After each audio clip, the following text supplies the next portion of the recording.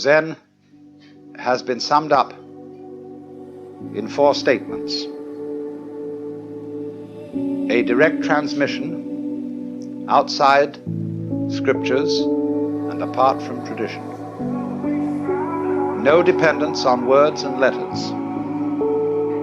Direct pointing to the human mind and seeing into one's own nature and becoming Buddha.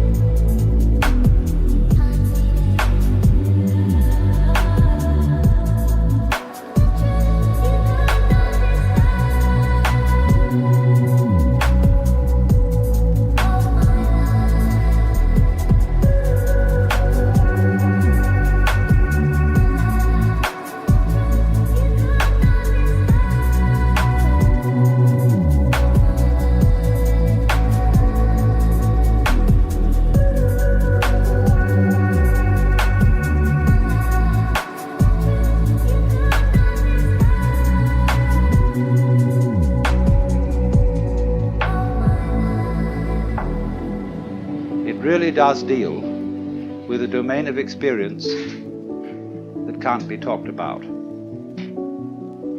But one must remember at the same time that there's really nothing at all that can be talked about adequately. And the whole art of poetry is to say what can't be said. Every artist feels when he gets to the end of his work that there's something absolutely essential that was left out. So Zen has always described itself as a finger pointing at the moon. In the Sanskrit saying, Tat Tvamasi, that art thou, Zen is concerned with that. That, of course, is the word which is used for Brahman, the absolute reality, in Hindu philosophy. And you're it, only in disguise, and disguised so well that you've forgotten it.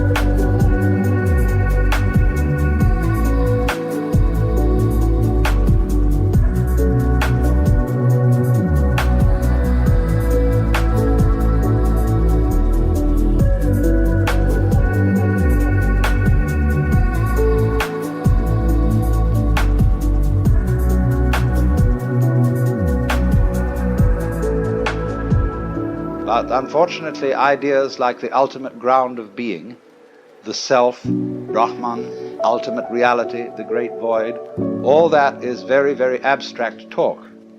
And Zen is concerned with a much more direct way of coming to an understanding of that, or thatness, as it's called, tathata in Sanskrit. I think, first of all, the appeal of Zen lies in its unusual quality of humor. Religions aren't, as a rule, humorous in any way. Religions are serious.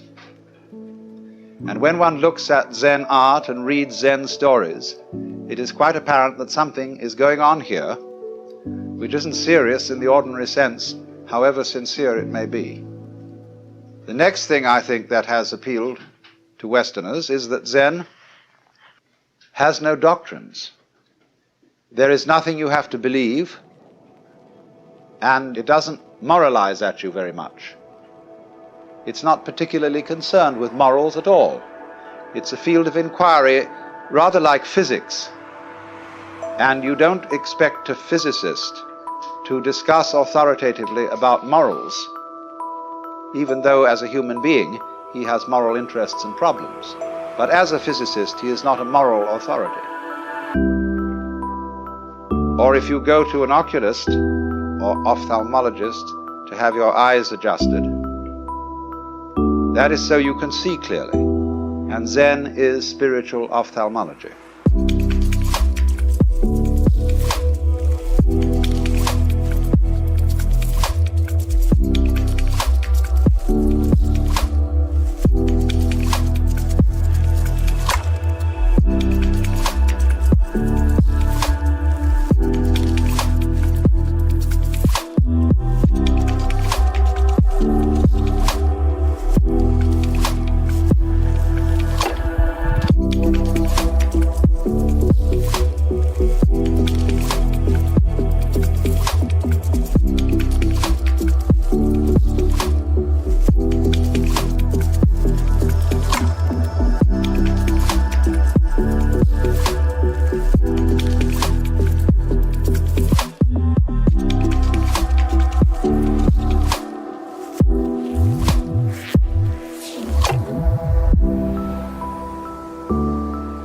Zen has been described as when hungry eat, when tired sleep. And when the student got that description, he said, well, doesn't everybody do that? And the master said they don't. When hungry, they don't just eat, but think of 10,000 things.